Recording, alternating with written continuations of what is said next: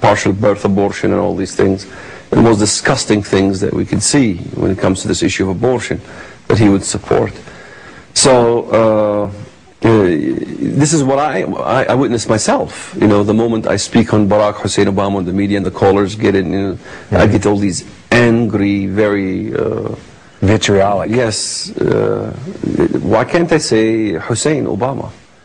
You know, why can't I say that? Why, I can say Rodham Clinton, but I can't say Hussein Obama. I can't imagine when if he's sworn in, I, Barack Hussein Obama, is going to say I, Barack Obama. You got to give your full name. Barry Obama. That's what his name was, but why did he change it? You know, unless he is connected to Islam. Do you know of anything, give me a Bible reason why things are so polar and so vitriolic.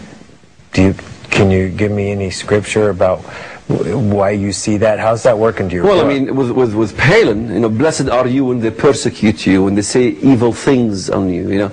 If she is not being harassed with these evil, vitriolic statements, then I guess she's not doing something right. That the more they say evil things on you, you're doing the right thing. In other words, if the world accepts you, something's wrong, you got to look at the mirror. You're not doing God's work. This is why I was arguing and say, Jesus said, I sent you as sheep amongst wolves. So if you do not have the wolves nipping at you, then you're not sheep.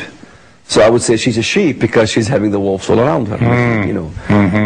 Well, I know that there's a lot of funding from the Arabs into the media. You look at Jimmy Carter, you know, is influential. He was a president of the United States of America. The Carter Library or Research Center, funded by millions and millions of Arab petrodollars from the Arabs themselves.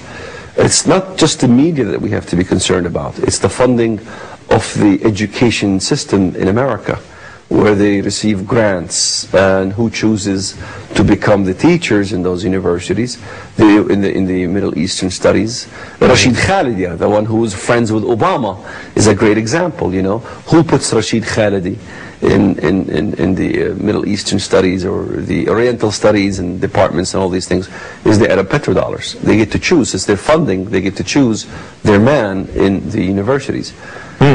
So there's a whole generation of Americans are Duke University. Huh?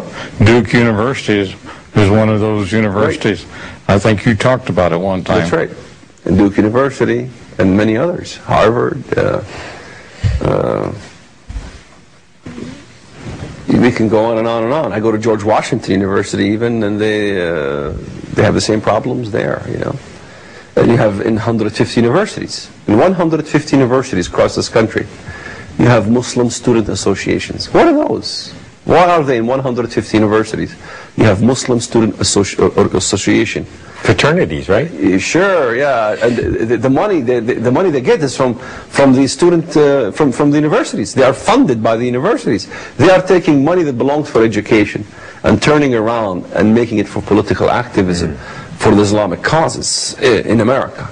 You know, making the political jihad in America. See, this is the problem. Until the United States government decides to take a stand on defining the enemy that we're fighting, to define it, define the principles of the enemy, define the methods of the enemy. Once we do that, then we are on the right road to fighting it. We have to come up with conclusive evidence that Islam, or Islamic fundamentalism, jihad, is an apparatus that is broken into three different prongs. The political apparatus, because Islam, the Prophet of Islam clearly says that jihad comes in three stages: finance, education, and then actual struggle, physical, which becomes the